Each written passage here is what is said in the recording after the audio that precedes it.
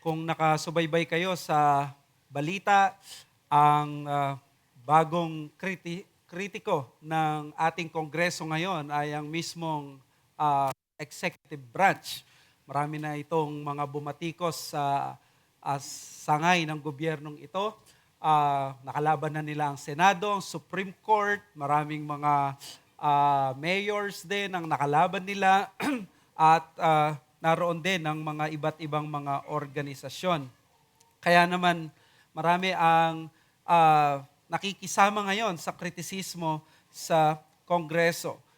Hindi na tayo kailangan na magmalinis pa dahil alam natin sa isang imperfect world, lahat ng mga ahensya ng gobyerno ay hindi pinatawad ng kasalanan. In other words, lahat yan ay nandoon ang pagkukuta ng kasalanan. At ang makikita natin sa anumang uri ng organisasyon, as long as may tao, meron lagi yan na bakas ng kasalanan. Hindi ito paraan para sabing okay lang na ganito ang gawin ng mga tao sa ating gobyerno o sa mga organisasyon, kundi ito ay realization at patunay lamang na wala dito ang perpektong mundo, ang Messiah. Kaya naman, ang aklat ng Genesis, ito ang palagi ang paalala that there is this great sin that has entered into the world, at lahat ng mga tao, pamilya ay naapektuhan ng kasalanan.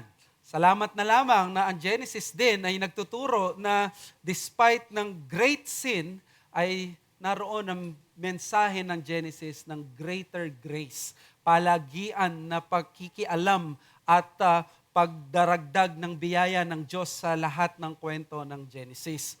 Dito sa ating pag-aaralan sa Genesis 49, makikita natin dito ang pinakahuling habilin at testamento nitong si Jacob, at bago niya pagpalain ang kanyang mga anak, ay mareremind tayo muli sa dalang pait ng kasalanan, sapagkat bago magkakaroon ng testament of great grace, meron mo ng testament of curse.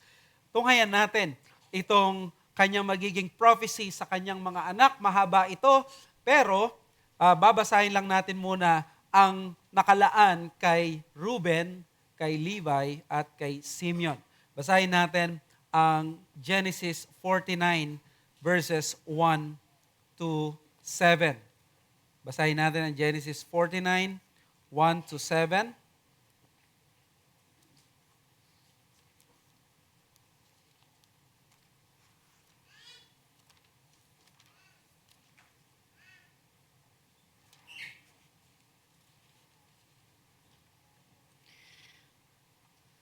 Ito po sinasabi ng inspired, inerrant, infallible Word of God. Then Jacob called his sons and said, "Gather yourselves together, that I may tell you what shall happen to you in days to come. Assemble and listen, O sons of Jacob. Listen to Israel your father. Reuben, you are my firstborn, my might, and the firstfruits of my strength, preeminent in dignity and preeminent in power, unstable as water. You shall not have the preeminence, because you went up to your father's bed. Then you defiled it. He went up to my couch. Simeon and Levi are brothers. Weapons of violence are their swords.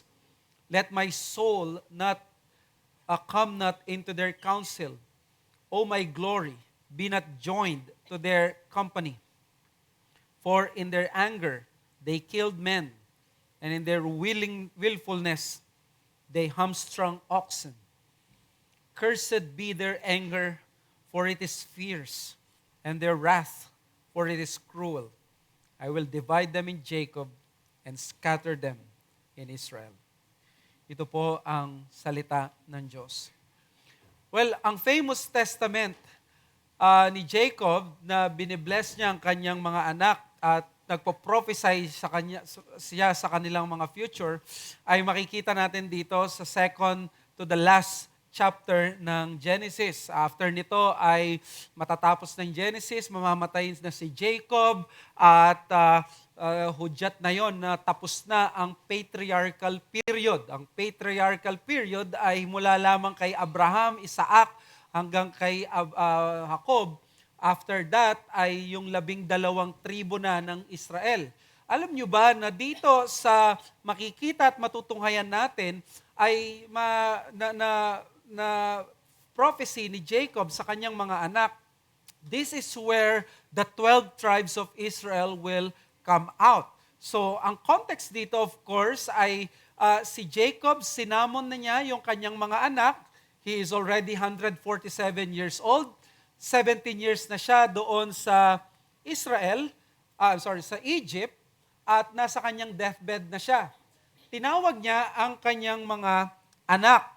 6 of Leah's sons, si Reuben, Simeon, Levi, Judah, Zebulun, Issachar. At nandun yung mga anak ni Bilha na handmaid ni Rachel, si Dan at si Naphtali or Naphtali. And then yung mga anak ni Leah through her handmaid na si Zilpah, si Gad at si Asher.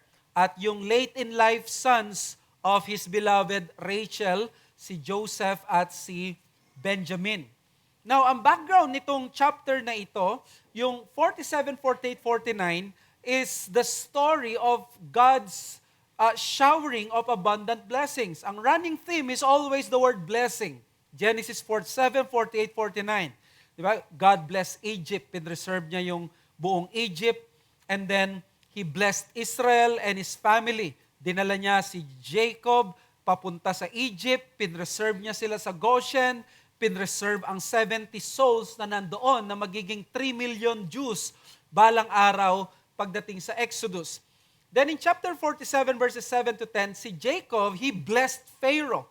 Instead of Pharaoh blessing Jacob, si Jacob ang alam niya, hindi siya natinag sa kayamanan ni Pharaoh, si Jacob ang nag-bless kay Pharaoh. In chapter 48 verse 15, Jacob blessed Joseph. Si Joseph naman ang binless niya kahit siya ang makapangyarihan, second to the king sa Egypt. And then in chapter 48 verse 20, he blessed his children, si Ephraim and Manasseh, at sila ay inampon nitong si Jacob. Ginawa sila hindi lang na mga anak niya, kundi doon sa disqualification na nangyari kay Reuben at Simeon, sila ngayon ang inilagay doon sa kanyang pagkapanganay at ikalawang panganay. This is a demonstration of the adoptive grace of God, na ang Panginoon, nag-ooperate siya hindi sa paraan ng human nature. Ang human nature, kung sino ang powerful, impressive, matalino, may pera, attractive. But God is not actually attracted sa mga external na bagay na yan. He gives grace kung kanino niya gusto. He gives compassion to whom He would have compassion.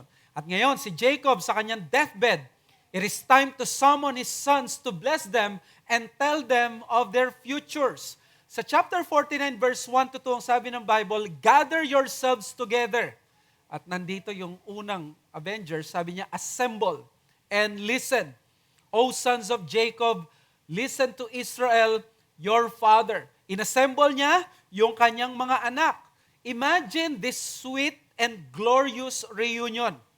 Imagine mo, dosenang mga anak. Kompleto sila. Wala ni isa ang nawawala. Wala ni isa ang nasa banig ng karamdaman. Wala ni isa sa kanila ang kulang o nawawala. Ang reunion lang ng isang maliit na pamilya, 'di ba? Kapag dalawa lang kayo magkapatid, nasa ibang bansa pa kayo, then biglang nag-birthday ang magulang nyo, pupunta kayo, napakaliit lang ng pamilya nyo, pero napakagandang reunion na 'yon, masayang-masaya ka na.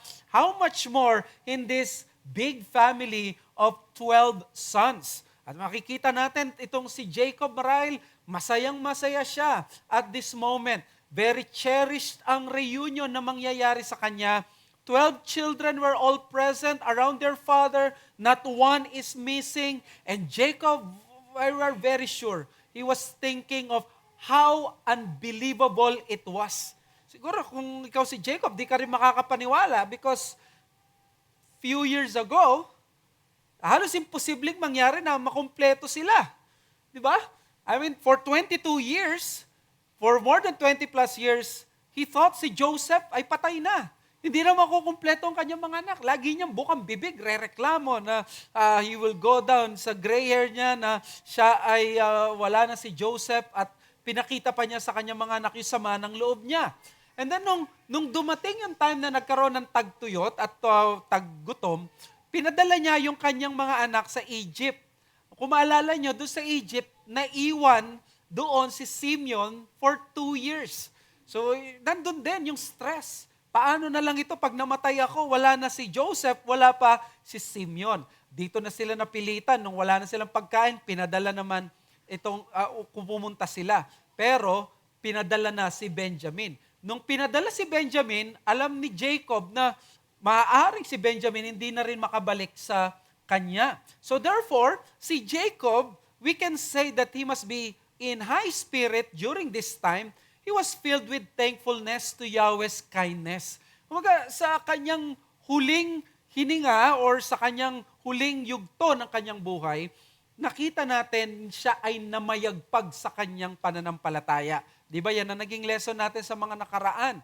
Marahil ang tingin ng mga iba, pag nagkakaedad sila, yun na yung huling magaganda, yun na yung parang tapos na yung magagandang parte ng buhay nila. Sinayang na nila ang buhay nila. But Jacob is here showing himself as a man of faith na ang mga years pala na ikaw, marami ka sinayang, pwede pa pala na mabawi mo yon kung ngayon, ang gagawin mo sa buhay mo, ilalagak mo sa Panginoon.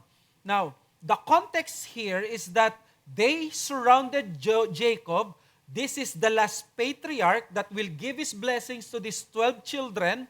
But remember, marami nagsasabi na si Jacob, tiningnan daw lang niya yung ugali ng mga anak niya at hinulaan niya. Halimbawa, ikaw, Dan, magiging ahas ka sa daan.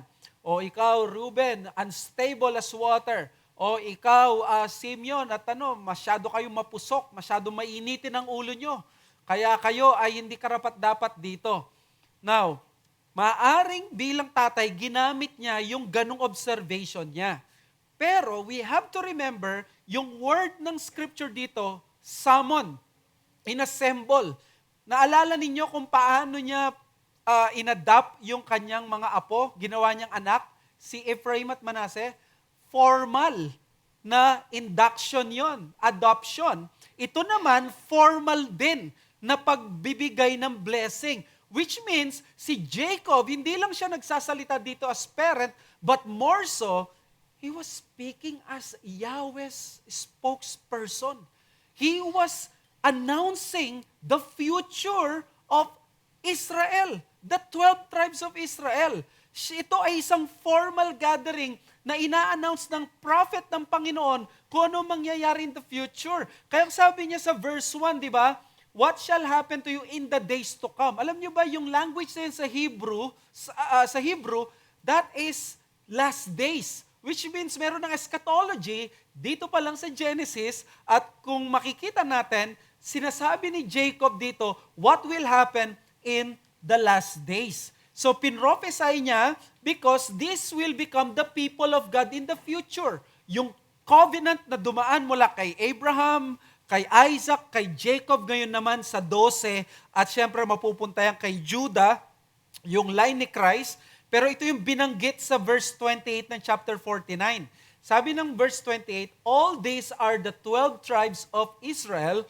This is what their father said to them as he blessed them, blessing each with the blessing suitable to him. Kung narinig nyo yung binasa kong verse sa verse 28, 3 beses binanggit yung word na blessing. So therefore, yung ginawa ni Jacob dito, actually, this whole prophecy is a prophecy of blessing. Kaya, hindi lamang siya kasi tatay, kundi covenant heir siya ng Diyos, pinoprophesy niya ngayon, hindi lang ito parang last and will testament niya, kundi gusto niyang i-announce sa kanila kung ano ang gusto ng Panginoon na mangyari sa kanila. So this is not simply a family reunion. God is speaking through Jacob's words who acts now as His prophet to them and to the world. Para niyang sinasabi na ito ang mangyayari sa plano ng Diyos, tutuparin niya ang lahat ng pinangako niya sa akin, at ito nga ang mangyayari sa inyo, magiging isang bansa kayo at magiging 12 tribes of Israel. Jacob was speaking here in the power and the guidance of the Spirit. Siya ay ginagabayan ng Holy Spirit.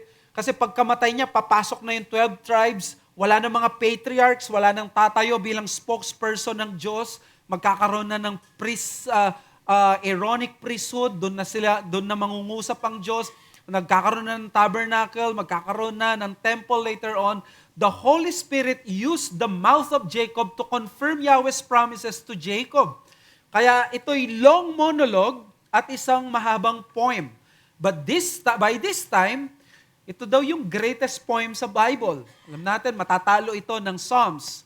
Pero by this time, ito na yung longest at greatest poem sa Bible. Ito rin yung longest and greatest prophecy because 12 tribes of Israel. It's a formal announcement. Ginamit din ni Jacob dito ang name na binigay sa kanya. Tingnan nyo, hindi niya sinabing sons of Jacob. Sinabi niya son of Israel. And we all know, ang ibig sabihin ng Israel is what? Power of God.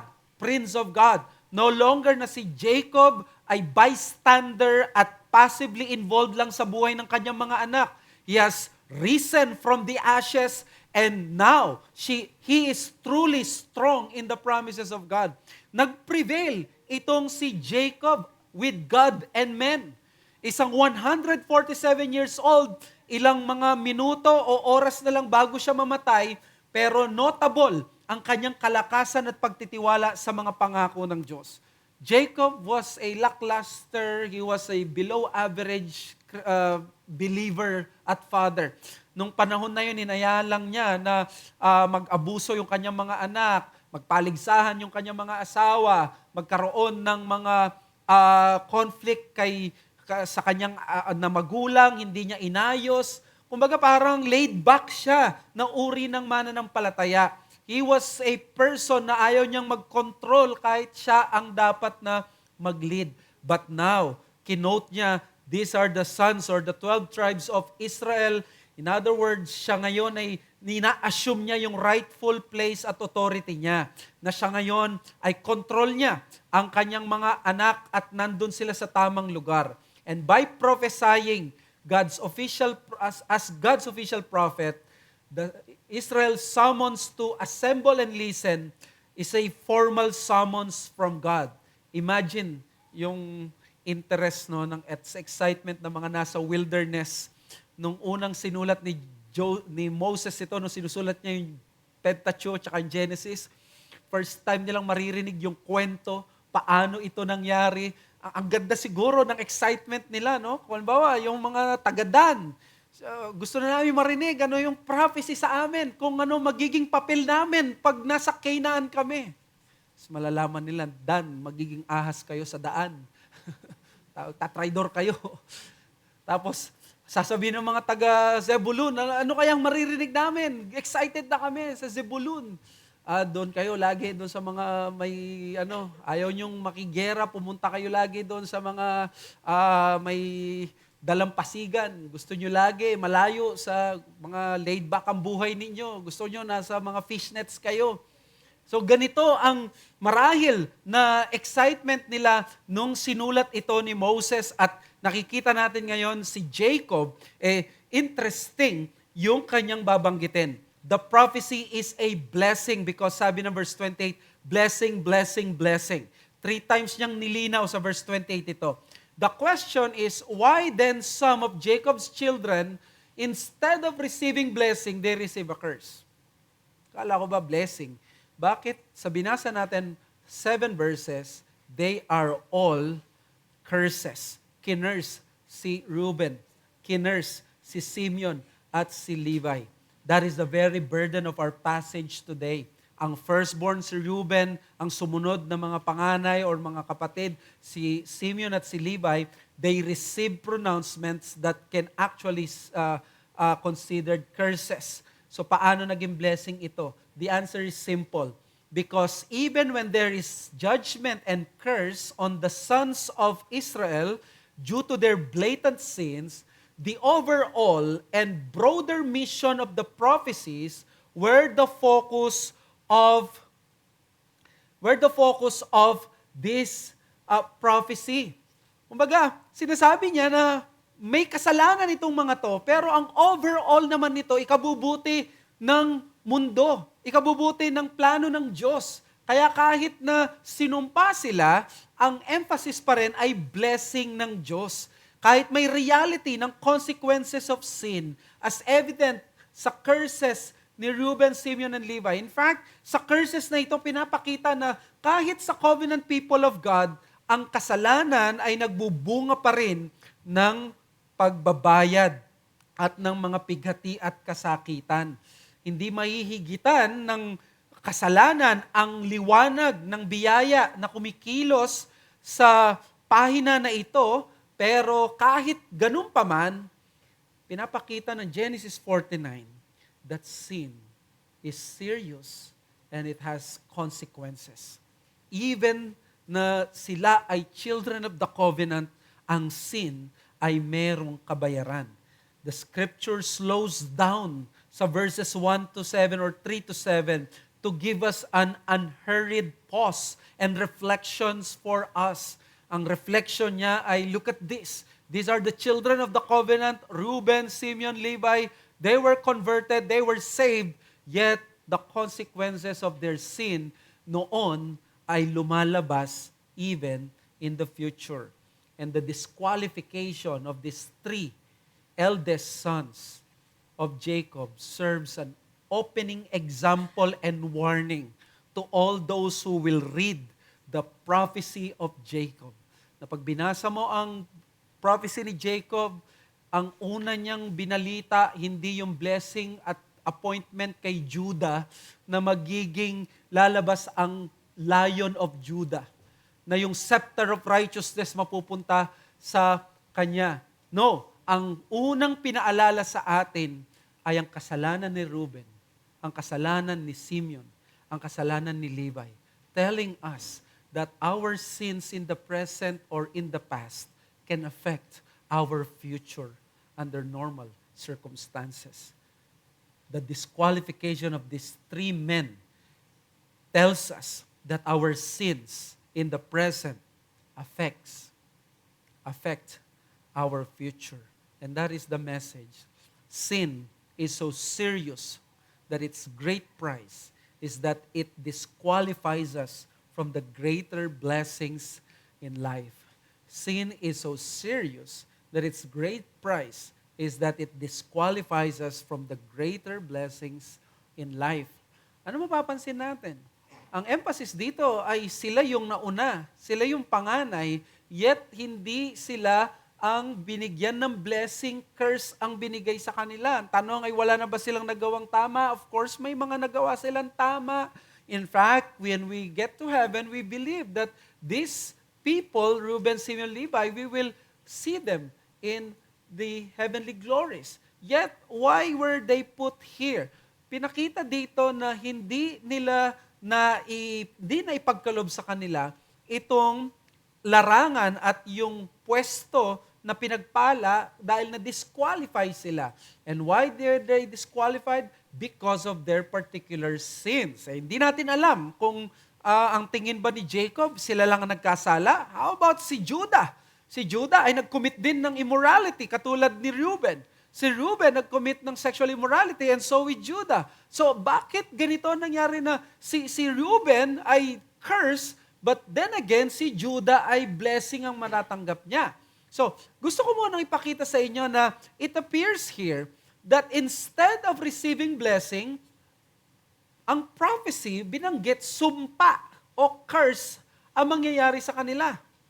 To prophesy naman is to speak whatever God wants us to see or to know about the future or about this present judgment on certain matters.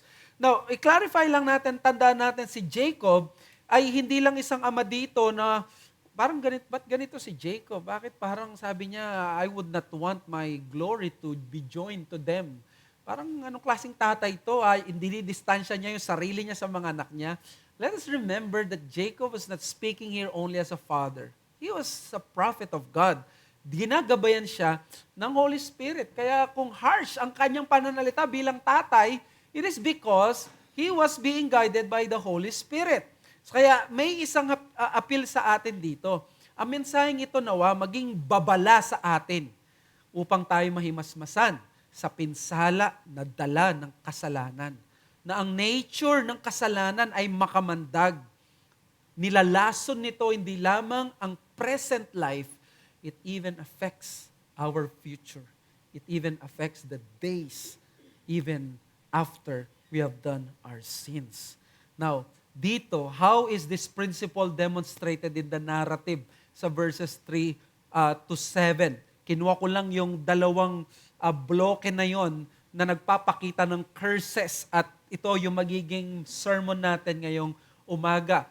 May dalawang paraan para may pakita na itong kasalanan ay may great price at dinidisqualify niya tayo sa greater blessings in life. There's no greater blessing here than to receive yung covenant seed, na dadaloy sa iyo yung covenant seed. Pero makita natin yung kanilang pagiging firstborn na disqualify sila because of this. And that tells us that sin allows for disqualification. Sa verses 3 to 4, makikita natin the uncontrolled passion keeps us from excellence. That is the sin of Reuben. And number 2, uncontrolled spirit leads us to violence. Yung hindi natin mapigilang passions ng laman ay ikikip tayo from excellence. Habang yung uncontrolled anger o yung spirit natin, it leads us to violence. Ito yung dalawa na makikita natin na natatangi dito kay Reuben at sa tandem ni Simeon at si Levi. Sana ay magkaroon tayo ng challenge mula sa dalawang examples na ito. Verses 3 and 4, Reuben, you are my firstborn, my might, and the firstfruits of my strength, preeminent in dignity and preeminent in power, unstable as water. You shall not have preeminence, because you went up to your father's bed, then you defiled it. He went up to my couch. Talk about pabitin at paengganyo. Not even his desired and honorable position of being firstborn saved Reuben from the consequences of sin.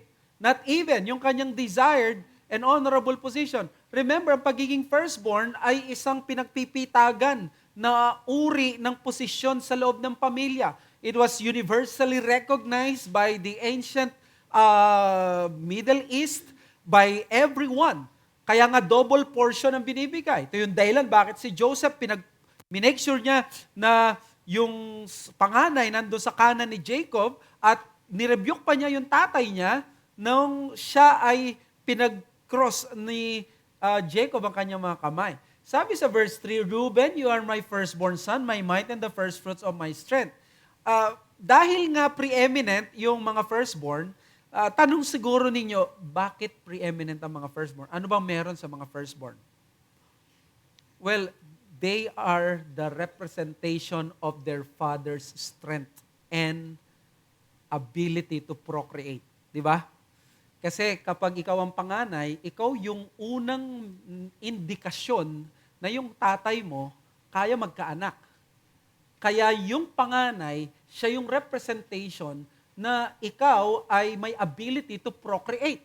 Kaya ang panganay, sa kanya nakasalalay at siya ang imahe, siya ang larawan, siya ang indikasyon ng kalakasan ng kanyang tatay. Siya ang may daladala niya ang dignidad ng kanyang tatay.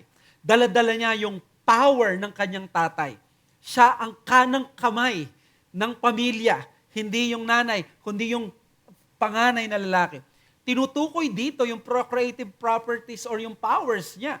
Siya ang ganito na magre-remind sa lahat na ang aking ama ay may kakayanang magkaanak. Ito yung panahon na where they see na parang quiver sa na parang arrow sa isang quiver ang kanilang mga anak. Parang mas marami, mas powerful ang clan na yan. At yung panganay, he is even esteemed by his brothers. Kaya nga sabi ni Jacob, preeminent in dignity, preeminent in power. Because of this, siya ay superior, honorable, ang kanya pong posisyon.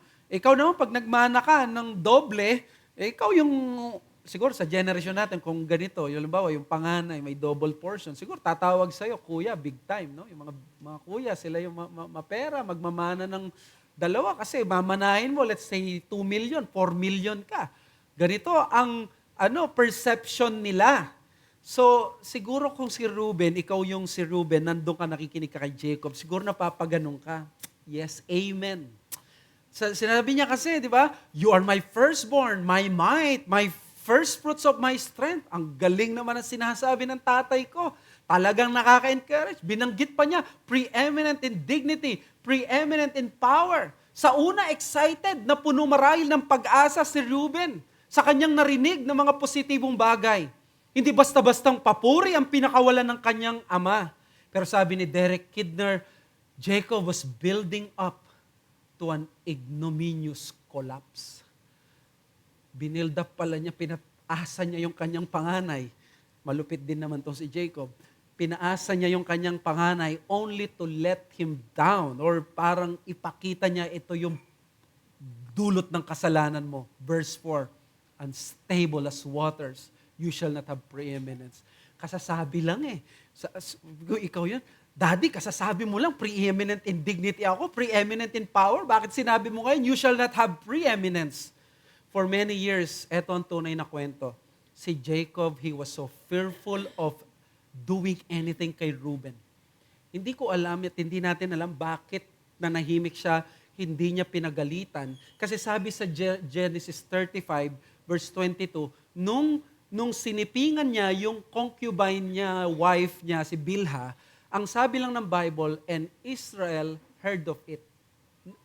Nabalitaan lang, nachismis lang sa kanya. Walang ginawa si Jacob, probably ito yung naging protocol niya sa buhay. 'Di ba? Nag-aaway na yung si Rachel, si Leah, sabi nung isa, ba't di mo ako bigyan ng anak? Sasabihin ni Jacob, bakit ako ba'y Diyos na nagbibigay ako ng anak? Ang pinapakita doon, ayaw niyang mag-lead, ayaw niyang mag-take lead at asikasuhin ng mga bagay na to. Bahala kayo, basta ako, gwapo, pinag-aagawan niyo ako. That's actually yung pinapakita ni Jacob doon. He was just so good pagdating lang sa mga bagay na ganon. For many years din niya pinakialaman. But now, eto yung bad news. He unleashes the judgment of God upon his son. And Jacob likened his son to turbulent waters. Unstable as waters. Ang ibig sabihin ng unstable as waters dito, huwag ka mag-isip ng parang tubig lang sa planggana. Turbulent waters, yung tubig na rumaragasat, nakakatakot, na parang hindi mo alam paano ma-contain. Yun yung ibig niya sabihin. Ang ibig sabihin ng turbulent waters is reckless behavior. And this will cause so much ang kanyang reckless behavior. His prestigious position, mawawala sa kanya. Yung preeminence sa kanyang strength or sa kanyang tatay. Sabi ni Kidner, it is this aspect of water so quickly becoming an undisciplined torrent. Alam mo yung torrential rain, yung tubig na rumaragasa, na sa Proverbs 17:14, yun yung comparison, parang pinapakita niya si Reuben was a man of ungoverned impulse. Hindi niya makontrol ang kanyang passions. Hindi niya makontrol ang kanyang sarili. Observe nyo yung play on words. Sinabi niya, preeminent in dignity, preeminent in power, but you shall not be preeminent. Nakita mo? Anong ginagawa ni Jacob doon? Sinasabi ni Jacob, ikaw anak, ang preeminent, ikaw ang malakas, ikaw ang nandyan, pero hindi ka mapupunta dyan. Ikaw ang nakadestin para dyan, pero mabibigo ka. Ikaw ang siyang pinagpala, pero hindi mo magagawa yan. This is a curse.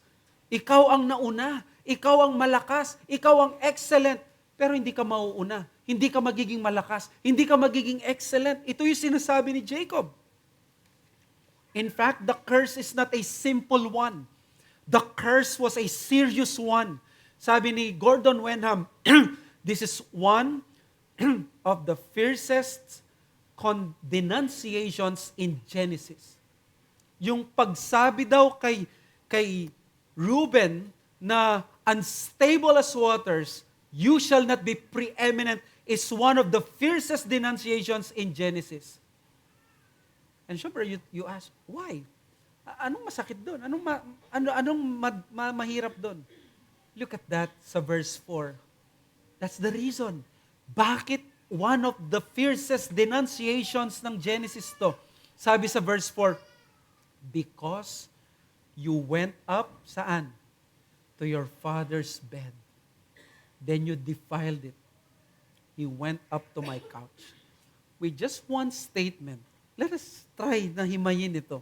Kasi nakita nyo yung shifting ng kausap niya, that is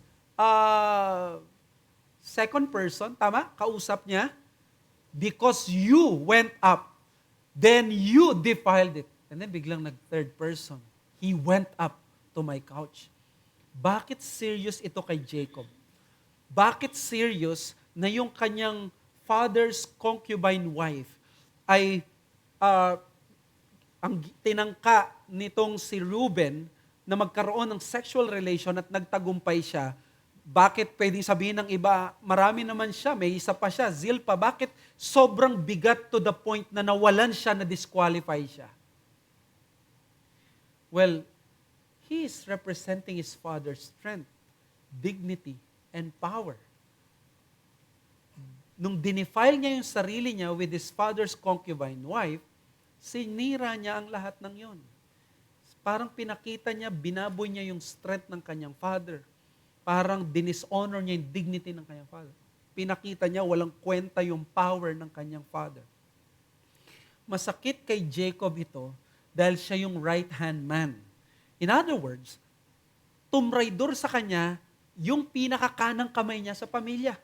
Kung merong sa lahat ng mga magkakapatid na dapat na mas nakakaalam at mas mag-iingat ng reputation, ng honor ng kanilang ama, yung panganay.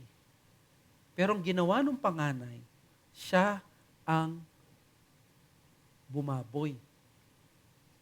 Kung siya dapat ang nakakaalam nun. But what he did was a defilement of what is sacred and intimate. Because Jacob used the word couch. That is bed. That is sacred. That was very private. He defiled my couch. His sin was not ordinary. Ang sin niya ay sexual immorality that directly hurt and attacked the very honor and the very being and the very authority of his father. And both in the Old Testament and the New Testament, this kind of sin is strongly denounced in the strongest form possible. It dishonors, it destroys, it reproaches. In fact, sabi ni Kidner, the heaping of praise on majestic praise in verse 3, building up an ignominious collapse, reflects the exalted hopes that were shattered at Reuben's fall. Kumbaga, tinaas, pero binaba. Intentional palang ginawa nitong si Jacob na tinaas niya muna yung kanyang anak para ipakita, ganito ang sinayang mo. Ganito kataas ang meron ka, pero pinakawalan mo. Just because of your sinful passions. You have defiled my couch. Sabi niya, then you defiled it. He went up to my couch. Parang sinasabi niya, he defiled my very own property. He defiled my very own thing. Anong matututunan natin principle dito? Mga kapatid, our sinful passions, if left uncontrolled, will destroy our honor and will only bring reproach instead of blessing. This was supposedly a prophecy of blessing. Dapat maririnig ni Reuben dito, yung pagpapala na yung kanyang linya, na yung kanyang mga anak, ito matatanggap nilang pagpapala katulad ng nasabi nito kay Judah, But what happened dito sa kay Reuben? Ang narinig niya ay masamang balita. Pagpapakita na ang kasalanan o kaya naman ang mga passions na hindi na control at napanatili sa kanilang paraan at sa lugar ay maninira at hindi magbubunga ng pagpapala. We are living in this age wherein we are always being bombarded by the lies that this will be a blessing. Makakaroon ka ng lalaki ang ego mo, yung pagkalalaki mo, or this is yung mga body counts mo, this will affect your the way people see you. But again and again in the whole scripture, ang passions natin if not kept in check, and within what is allowed by the scripture, example sa marriage, ay magdudulot ng sakit at paghihirap, pagkasira at mga sumpa. Alam nyo ba na ang passion ay celebrated sa scripture? I'm actually in my devotion sa Song of Solomon. And the literal reading of Solomon is the excitement of the husband and the wife. Within the context of marriage, there's nothing wrong and it is holy. That's the message of it. And it reflects, of course, the perfect relationship of Christ, of the perfect love of God to His people, and in the New Covenant Church and Israel. So therefore, walang problema sa passions. But these passions, they have to be controlled or else they will bring not blessings, but destruction of our honor. What took us 20 years na i-establish, it can only be ruined for some few minutes. Si Robert Alter, isang magaling na commentator ng Genesis, and sabi ni Tim Keller, isang laging bukang bibig ni Robert Alter sa kanyang commentary sa Genesis is that pag binasa mo daw ang Genesis, tinuturo daw ng Genesis is polygamy brings pains and problems. Yun ang laging dinadala. Ang puro problema, puro pigati. Because punta ka kay Lamek sa Genesis pa lang. Imbes na isa lang, naging dalawa sa kanya kasi sobrang gwapo niya na kailangan dalawa sa kanya. And then pag pumunta ka sa Sodom and Gomorrah, judgment ng Panginoon. Si Judah at si Tamar, nakita natin kung paano sila nagkaroon ng ganitong relationship at sila ay napahiya, na-embarrass. And now Reuben, ang example, he was the man who said, Israel heard of it. Nanahimik. Akala siguro tapos na at wala na. But then suddenly, isang araw, the Lord has siningil yung kanyang utang. And it led to destruction and pain. Gusto kong i-emphasize dito yung frustration at yung disappointment ni Reuben. Yung excitement niya habang sinasabi ng kanyang tatay na binild up muna siya, tinaas-taas muna, preeminent, you're my strength, parang pinakita talaga taas. And then biglang bumaba. At ano yung reaction ng anak? Sayang, ba't ko sinayang? Oo nga, bakit ko hinayaan ito? Bakit napakataas pala? Parang niremind ako ng tatay ko, ganito ang aking pribileyo. Pero sinayang ko. Just because of the lack of judgment or because of my passions that cannot be controlled. Even the family of Jacob, ganito ang nangyari. Nagkaroon ng awayan sa loob ng pamilya, tampuhan, selosan. Umasa pa sila sa mandrakes, which is considered a aphrodisiac sa mga kanila. At akala nila fertility fruit na pag ginain mo yon ay magkakaroon ka ng anak.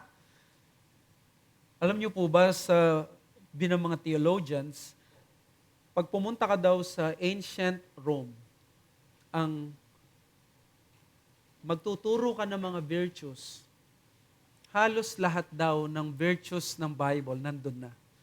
Tinuturo nila yung love. Tinuturo nila yung compassion. Tinuturo nila yung sharing, ano pa ba? gentleness, tinuturo nila yan. Sa military, may respect, honor, those things are being taught. Sabi ng theologians, what is that one thing na tanging Christianity ang nag-introduce sa ancient Rome? Sexual purity. Monogamy. That's it. Ito ang kakaiba sa Christianidad. Ito ang something that made Christianity so distinct. Di ba yun yung letter to Diognetus na nagulat si Diognetus that these people, the Christians, they share their bread with all but not their bed at all. The Romans, they share their bed with all but not their bread at all. Pagkain sa kanila lang, kayamanan sa kanila lang, but the bed is for everyone. But Christianity is different. Counterculture. And it goes back to the old covenant. Ang ating actions may kaakibat na consequences. That's the seventh commandment na ine-emphasize dito. Kahit ang makapangyarihang pagkapanganay ay hindi kayang protektahan ng ganitong taong nahulog sa kasalanan. Ang sabi niya ay mawawalan ka, you shall not be preeminent. You will not excel. Mananatili kang mahina. Mawawala ang kalakasan mo. Mawawala ang iyong honor, yung influence na dinadala mo. Mapupunta ka sa maraming pagkatalo. How many ministers have been silenced at nawalan ng honor at listening because of this very sin? And how many fathers ang nawalan ng pamilya because of this sin? How many parents, di na sila pinakikinggan ng kanilang mga anak because of this very sin? The sin of uncontrolled passions, the heat of the moment, like unstable waters, it cannot be controlled. Turbulent waters, nakasalalay sa kapusukan, bugso ng damdamin at ng nararamdaman. O mga kapatid, you know what I am describing? I am not describing Reuben when I said unstable waters, turbulent waters. I am describing the very heart na meron kayo at meron tayo. This is exactly the heart that we have. At times we feel the turbulence, the instability sa ating mga puso, that urge to give up and to give in. Pinapakita nito, ang si Reuben ay, kung si Reuben at meron ka lang nito katulad ng kay Reuben, what you will receive is curse. And for you to avoid this curse is you need someone that Reuben did not know by this time. And that is, of course, Christ. The one with the Spirit of God. The man na meron siya na according sa Hebrews chapter 4 verse 15, we have who is like us. In all points, he was tempted, but he was without sin. Katulad natin siya, minus kasalanan, meron siyang ganitong pagkatao, urges, but what did he do? Jesus controlled his passions. Jesus controlled his emotions. Jesus controlled his heart. And he allowed the Spirit of God to rule his heart. That is the good news ng New Covenant. Because in the covenant, dito mo lamang makikita ang provision that the Lord grants someone na kahit may unstable waters at turbulent waters ang kanyang description sa kanyang puso, the New Covenant grants a new heart. The New Covenant grants new affections. The New Covenant grants these things. Sabi ni Victor Hamilton, from the first oracle, the teaching is clear and the behavior of one individual affects the destiny of his descendants. Binibisita ng Diyos ang mga descendants. At ito yung mangyayari kay Reuben. Bibisitahin ng Diyos ang kanyang mga descendants because of his sin. Because he defiled his father's couch, the Lord will punish him. And what will be his punishment? Hindi ka magiging excellent. And you know what? Natupad ba ito? Nangyari ba yung Word of God? Of course. Meron ba kayong alam na propeta galing kay Reuben? Meron ba kayong nakitang king galing kay Reuben? Wala. May nakita ba kayo na great man galing kay Reuben? Minsan lang na na-record sa Bible na yung descendants ni Reuben ay nakilala, but that is just for one particular moment sa history nila. Other than that, there is no excellent, there is no popular, mighty, and notable person from the tribe of Reuben. That is sin.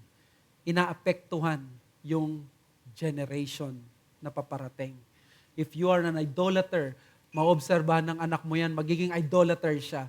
Kung ikaw ay isang tao na may sexual promiscuity, inaalaw mo yung anak mo, makita mo na yung pinapanood mo at ganito, mamana niya yan. Hanggang sa maipasa ng maipasa, yung influence magke-carry over. And you see and you think, hanggang kailan to, hanggang saan, ano ang magiging pinakasolusyon? Well, the solution is actually from God Himself.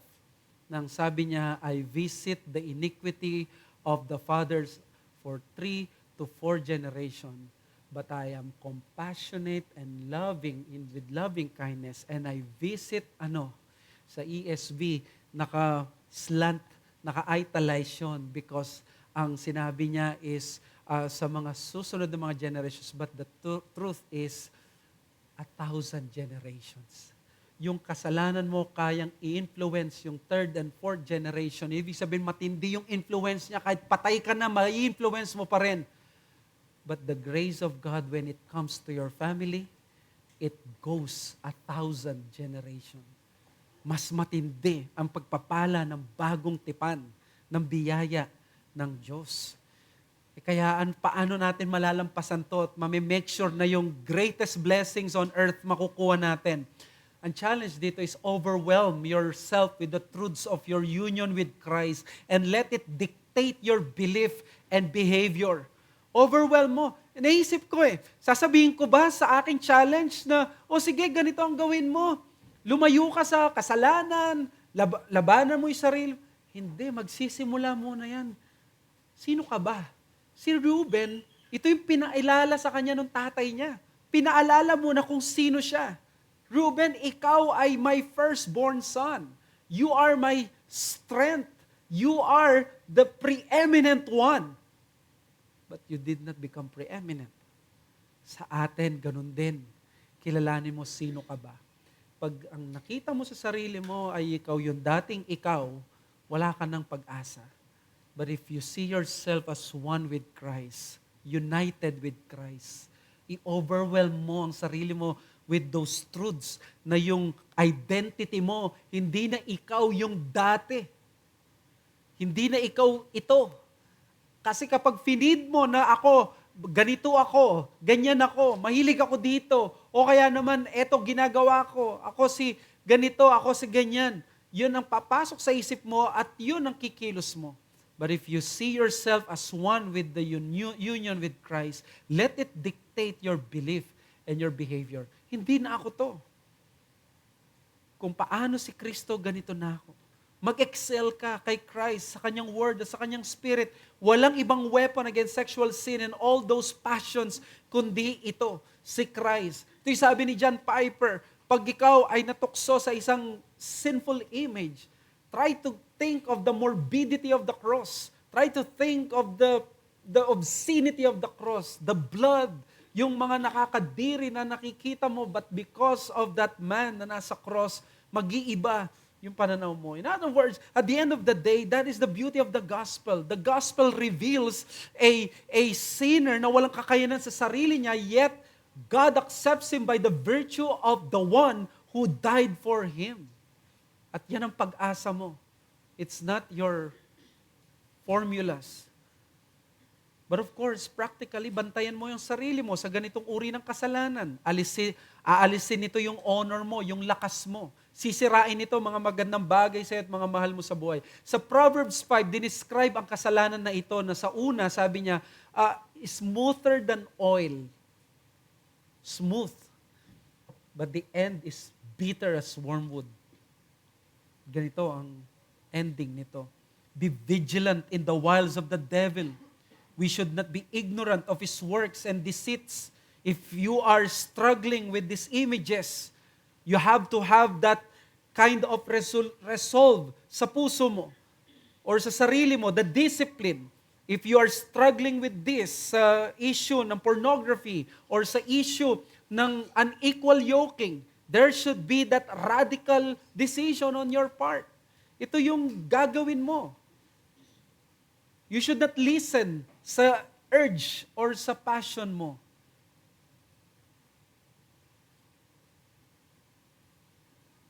Sabi ng Proverbs 6, he who commits adultery lacks sense. He who does it destroys himself.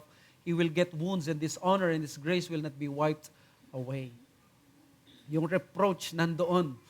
Be vigilant and in the wiles of the devil. And if you have sinned and experienced the bitter wormwood of such sin, sexual sin, immorality, unequal yoking, or other kinds of passions, the cure is Christ in His gospel. Christ gave Himself at pinakita ni Christ ang perfect example na siya ay kinontrol niya ang kanyang katawan because He believed that His body was meant for purity and for worship. I think dito masisettle ang lahat. The Lord does not give us urges to punish us, but He gives us these urges so that we can drive them to the cross for our purity and for our worship. Sa mga bisita po dito, ang ebanghelyo ay hindi para sa mga buo at malilinis. Ang ebanghelyo ay para sa mga basag, sa mga broken, sa mga sinners, sa mga nakakakomit ng sexual sin, sa mga kasalanan, sa mga hindi makontrol ang sarili. Ito ang para sa iyo, ang ebanghelyo. Dahil sa ebanghelyo na yon, binigay ni Kristo ang kanyang sarili para sa mga makasalanan na katulad mo. Nagkaroon siya ng katwiran at ipapasa niya ang katwiran na ito sa araw na sumampalataya ka sa Kanya.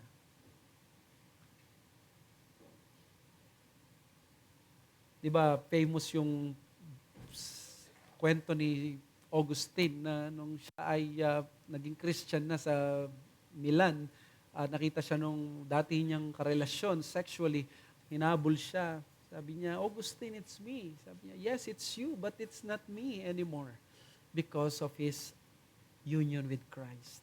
Hindi na siya yung dati. At kakita mo yung language ng mga hymns natin, before I was blind, but now I see. There is always the testimony of transition. Ang gospel, it's not a gospel of perfection.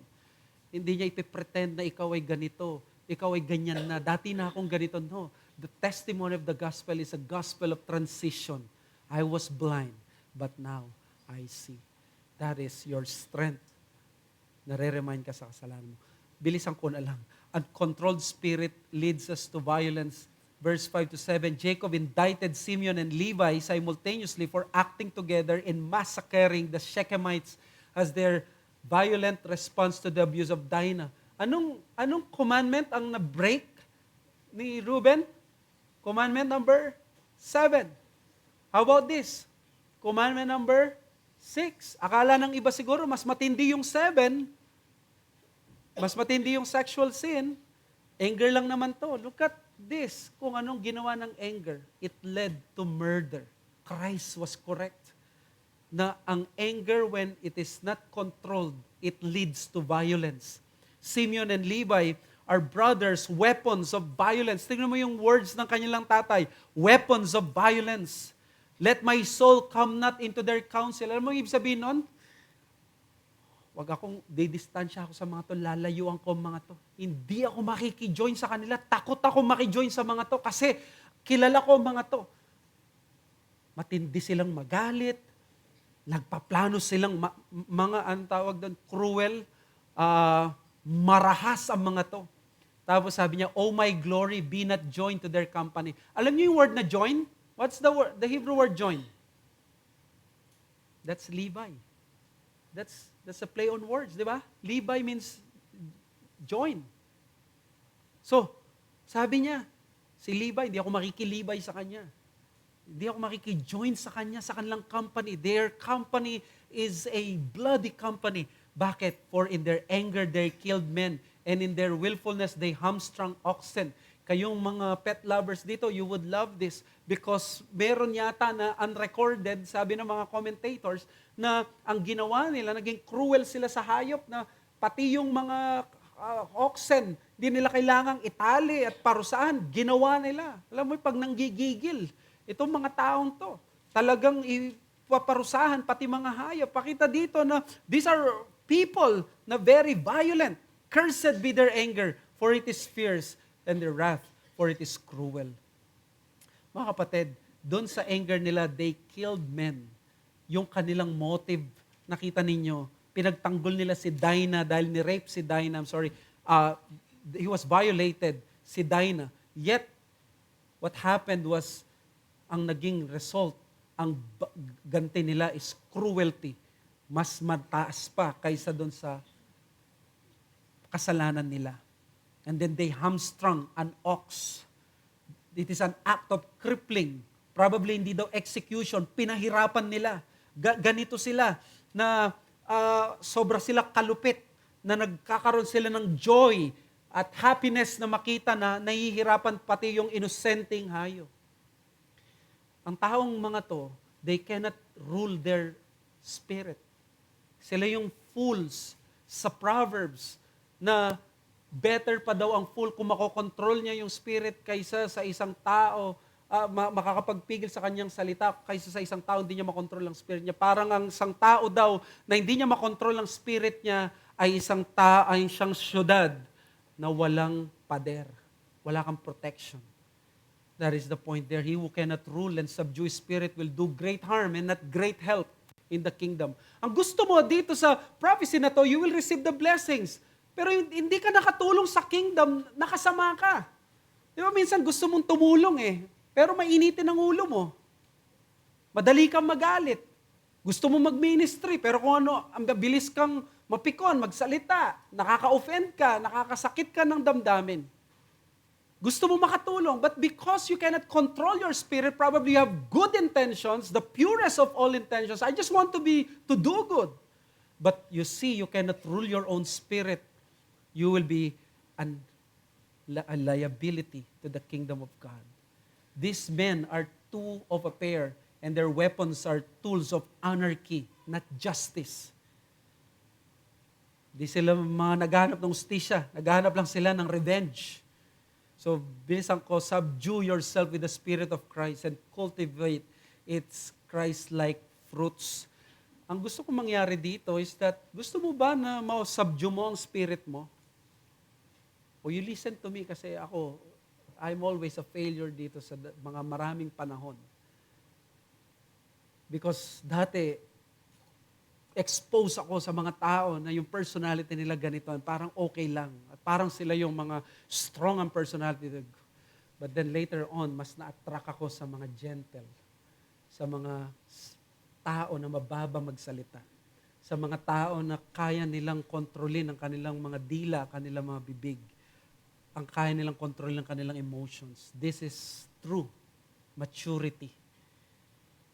Kung ikaw ay may kaibigan, katrabaho, boss, na ganito, sabi ni Jacob, I will not join myself to them.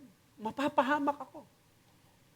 Yung sabi ng Proverbs 1, if sinners entice thee, my son, consent thou not. Huwag kang sumama. Kung ganito sila kalupit, kung ganito yung ginagawa nila, because mapapahamak ka. At ganito marahil ang pwedeng mangyari sa atin. You reject and abhor unjust and sinful anger. Huwag mong ikatuwa kapag may mga ganitong bagay. And do not go with angry men. And do not follow their influence. Do not admire them. Embarrass them not by publicly embarrassing them, but by silently not imitating them. Ang tunay na perfect man ay si Christ. Yet, nagalit lang siya because of his zeal sa pananampalataya. Paano mo masasubdue ang spirit mo, ang sarili mo? Well, you go to Christ. the gospel reminds you na walang ibang tao na pwedeng makapagbigay sa iyo ng ganitong spirito kundi si Christ. Sa gospel, marirealize mo na si Christ, maraming rason siya na pwedeng sumigaw, magreklamo, pero kahit nandun siya sa krus, hindi siya nagalit, nagkasala, siya ay, sabi sa 1 Peter chapter 2, tinanggap niya yung ganong mga pasakit at yung mga ganong mga persecution para mag-set ng example. Ito yung binibigay sa atin ng pananampalataya natin. Ang ganda ng gospel kasi sa gospel, makikita dito, hindi tinatanggap ng Diyos dito yung mga banayad, yung mga gentle, tinatanggap ng Diyos pati yung mga maiinitin ng ulo, yung hindi kayang kontrolin ng passion at yung kanilang mga spirit. But those people were subdued in Christ. Minsan may isang Kristiyano sa kwento ni Lig Duncan na ang kanyang weakness ay yung pagiging mainitin ng ulo. Sobrang mainitin ng ulo. So suddenly he was converted by the gospel. Sobra daw na siya ay nagbago at naging gentle at nawala lahat ng mga bagay na yun. Alam niyo nangyari sa kanya? Lahat ng yun nawala. But then, isang araw, bumigay siya. Bumalik yung ganong anger niya. At nung napansin niya na sinigawan na niya yung mga employees niya, hiyang-hiya siya dahil for many times na nakita na yung pagbabago sa kanya. Sobrang hiyang-hiya sa kanya, tumakbo siya at hindi niya kayang ipakita ang kanyang mukha, kanyang sarili. Mabuti inabol siya ng kanyang asawang Kristiyano at sinabi, bakit ka umalis? Because hindi ako Kristiyano. Kala ko tunay akong Kristiyano, hindi pala. Sabi niya, you're wrong. Tunay kang Kristiyano. Dahil noon, nagagalit ka, pinagsisigawan mo kami, pero wala lang sa'yo. So the mere fact na sinigawan mo kaming ganyan, at ikaw ay nahiya, it is because there is a change in you. There's spirit in you. At the end of the day, it's not yung atin, but the Spirit of God. Mga kapatid, this is the blessing. Be of good cheer. The testament of true Israel, si Christ, is not one of curse. It is a covenant of grace. Ang grace ng Panginoon sa bagong tipan, pinagkaloob niya sa atin at hindi ito curse. Sinasabi niya dito, ikaw ganito ka dati, but because of Christ, you are now a possession na worthy. Ikaw ay kinikilala na anak ng Diyos. Ikaw ay inampon. Ikaw ay inindwelt ng Spirit. Binigyan ka ng seal to the day of redemption. Ito ang pangako ng testament ni Christ. Hindi testament of curse. Hindi sinabi ni Christ, you're unstable as waters, ganito mangyari. Because of Christ, it is one of grace. Thank God for this Christ of the new covenant. Let's pray. Father, we thank you sa natutunan namin. We ask that you continually minister sa aming mga puso. Have mercy sa amin. We are impure. We are angry. Forgive us for our violation of the 6th and 7th commandment.